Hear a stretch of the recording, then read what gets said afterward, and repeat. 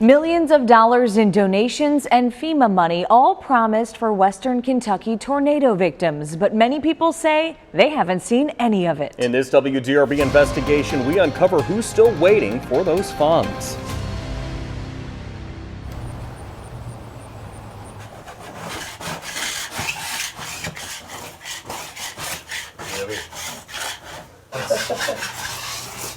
Here in Mayfield, volunteers are spending hours renovating dozens of homes. We'd like to see a family, these young kids or older kids, moving in that path to what is next for them, because there's some of those are still in campers. 25 homes will be given to 25 families by December 25th for a program called Home for the Holidays. This is a long-term recovery group project. Some of these folks will be able to rent the property in order to own it. While there is so much progress in the tornado-ravaged areas here and in Dawson Springs, there's also frustration. We did not qualify for FEMA. We applied just like we were supposed to. We did not qualify because we had insurance. FEMA confirms it only helps survivors who have uninsured or underinsured necessary expenses. The agency says about 6,000 households were denied. But it did help survivors in 16 counties. FEMA says those who qualified received an average of $6,100 for housing assistance and an average of about $3,000 for other needs. FEMA was great. A lot of people are really talk bad about. Sheila Rose is now in her new house that was leveled in Dawson Springs. It took a while. Yes, I complained a lot, but I guess that's the process. I was very lucky to have that. All my FEMA money went to the house. Rose and her family were thrown in the tornado, including her granddaughter, 2-month-old Oakland Coon, who died. The community donated money to make sure the family stays safe in the future. The concrete. Rose's house has a safe room that doubles as a closet. So everything's bolted down into the concrete. So that room will always stay there. The whole place will be gone, but that will be there. Many say it's easier to get donations from others than to get money from the state. You know, you hear, oh, you know, Kentucky's got $40 million that has been donated. The money has been donated to help the victims of the tornado.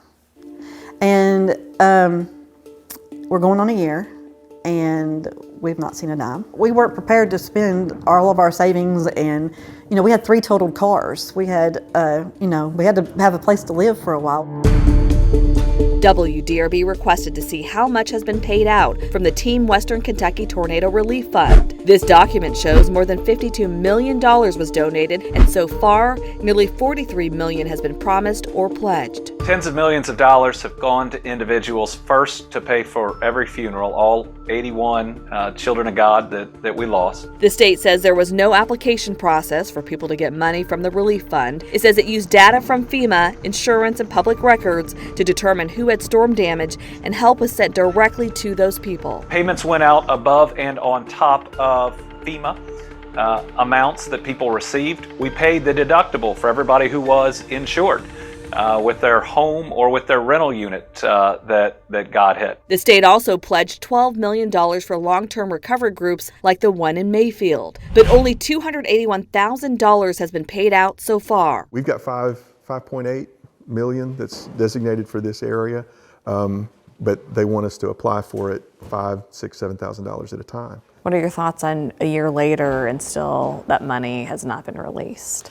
Well, I understand the difficulties of working through government agencies, and they're not here and we're not there, so the conversations are taking place at a distance.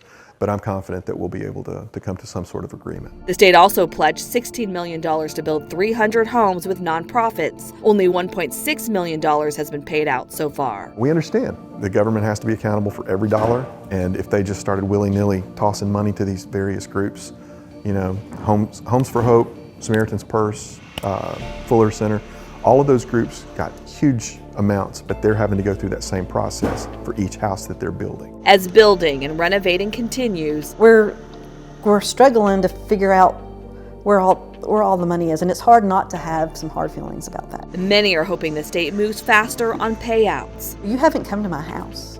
You haven't seen our struggles. You haven't seen us crying because we've lost things that we don't know how we're going to replace them. With photojournalists Emily Evans and Stuart Hammer, Valerie Chin, WDRB News.